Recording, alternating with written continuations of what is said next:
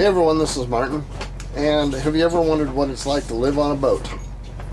Well, before we left to come down here and stay on this boat for 2 weeks, I had seen a couple of comments where people had asked, is it possible to live on a boat? They were speaking in terms of sort of the off-grid living. And so right now we are the ultimate off-grid thing. We're probably 50 miles away from our shore, from our hookups, living off-grid out on the water.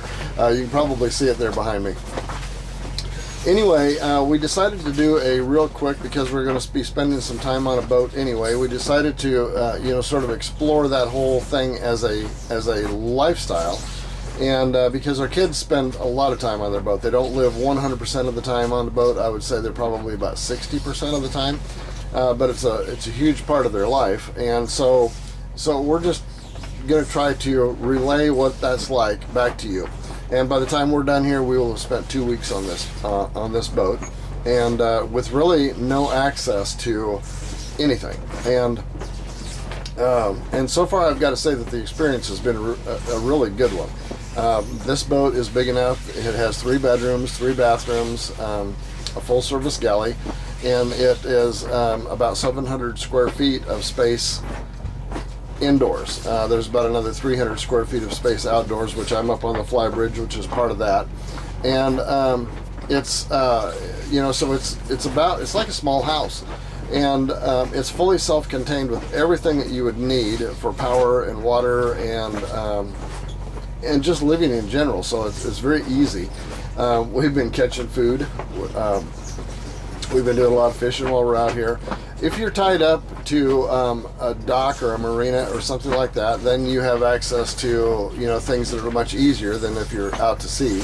But for the most part, our life is no different here than it is back at the cabin. We've got everything that we would ever need out here. Sorry if I'm holding this camera weird, because I can't see the screen on it, so I don't know where I'm at.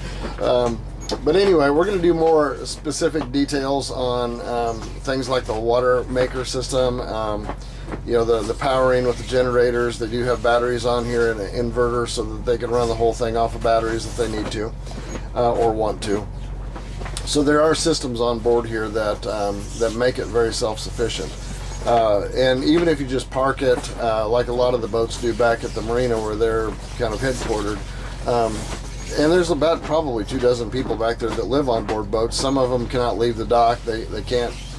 They don't have motors in them, for example. They just brought them, towed them in there, parked them, hooked them up, and they're living on them.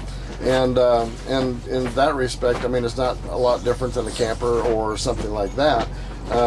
If you can do camper life or living in an RV, you can live in a boat just as easy. It's just as sitting on the water instead of sitting on the land.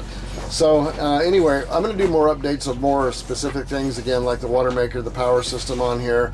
Some of the issues that we've run into where we've had to actually fix, a failure of some kind, which we had a water pump fail while we were here. One of the pipes sprung a leak on it, so we had to, go through the process of fixing something where you can't just hop in your car and run back to the hardware store and grab a part.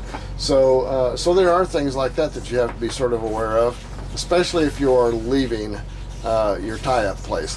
But anyway, we're doing a playlist on what the boat life is like, so if that's something that's of interest to you, subscribe, hit the notification bell, look for that playlist of boat life or boat living, and then we'll be back to the cabin in the woods real soon, and be doing all of that stuff. So anyway, this is Martin.